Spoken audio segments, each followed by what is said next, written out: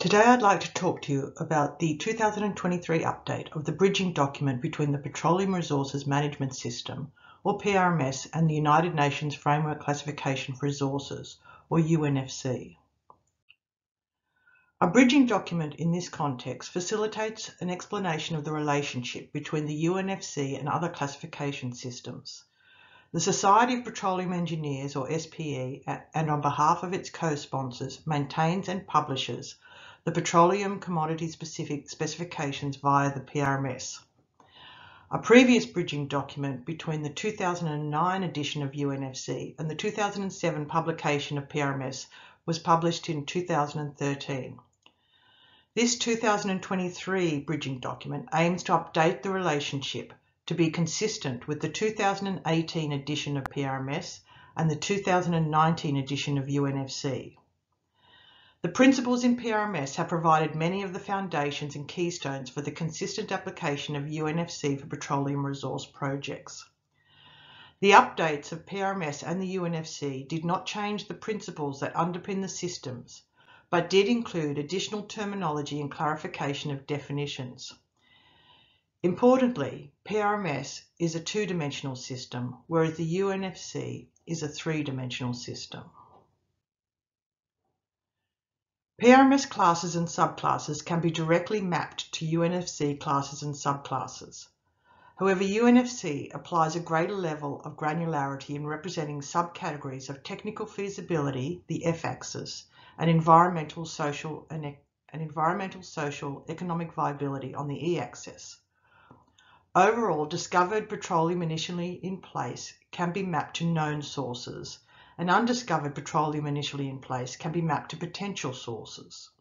Further, reserves can be mapped to viable projects, contingent resources to potentially viable and non-viable projects, prospective resources to prospective projects, and unrecoverable to remaining products.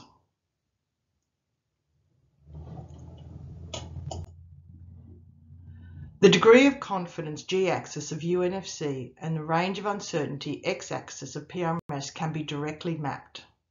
A corresponding G1, G2 and G3 should be provided for any given project and represent the associated low, best and high estimates. G-axis categories may be used discretely or in cumulative form.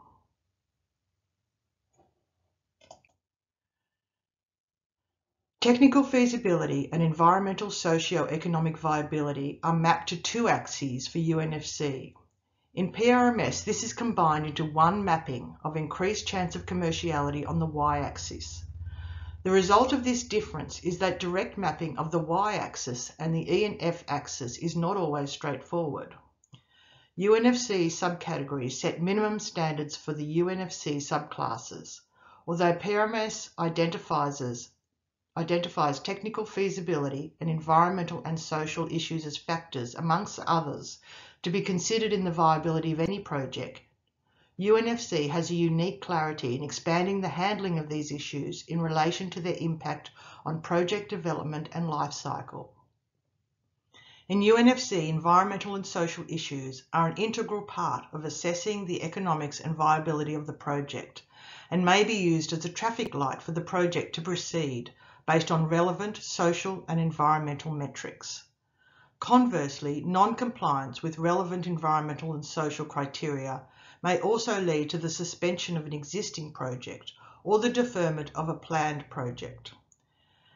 Any economic viability analysis needs to incorporate expected future product demand and policy implications by governments and regulatory authorities to achieve net zero emissions. This may include policies such as a requirement for carbon capture and storage or other nature-based solutions and additional tariffs and taxes. The use of UNFC and PRMS to describe petroleum resource projects should be seen as complementary, and the application of each system is dependent on the purpose of the evaluation and reporting requirements. I would encourage governments, regulators and private entities to evaluate their petroleum projects using both systems to provide a comprehensive and informed basis for decision and policy making.